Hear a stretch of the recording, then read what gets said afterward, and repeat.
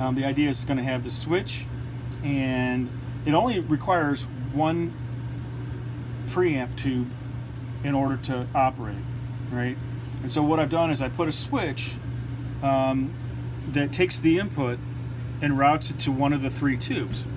While I'm listening to music, I can switch to this tube. There's never been a reason to do this before, right? Because back in the day when the tubes were the state of the art, the average citizen, you bought a stereo, a receiver, an amplifier, a preamp.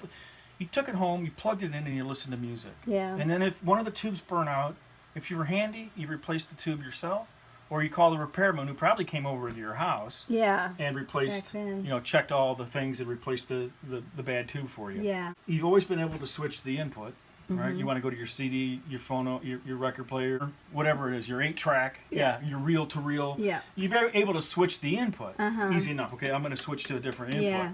Or on the speaker side, you got a button that says A, B, or whatever. You can switch to a different set of speakers, and you've been able to compare your speakers together. Yeah. Right? You've been able to compare your CD player to the vinyl and listen, okay, is it the same?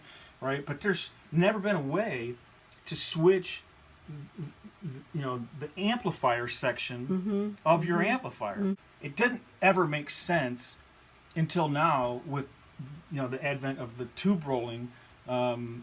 It does make sense. Yeah.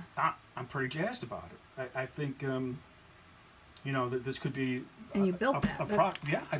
It's subtle. I mean, the average person isn't going to be able to plug this in. It's not a loudness switch where you hit the loudest switch, is like you hear that bass and it goes to 11. Yeah, it goes to 11 in your brain, right? Because everybody loves the loudness switch. It's very much it's way more subtle than that. And you're switching, going like, I don't hear any difference between these two. No.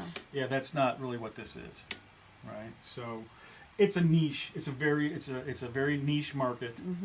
But I think it's a market that has deep pockets, and I think it's very compelling. Right. And you know what? The average Walmart shopper is never gonna. They wouldn't be able to hear the difference. There are people out there that they can definitely hear the difference, and they can definitely feel confident that it was worth every penny. Get your different tubes lined up and try them out. We'll have to.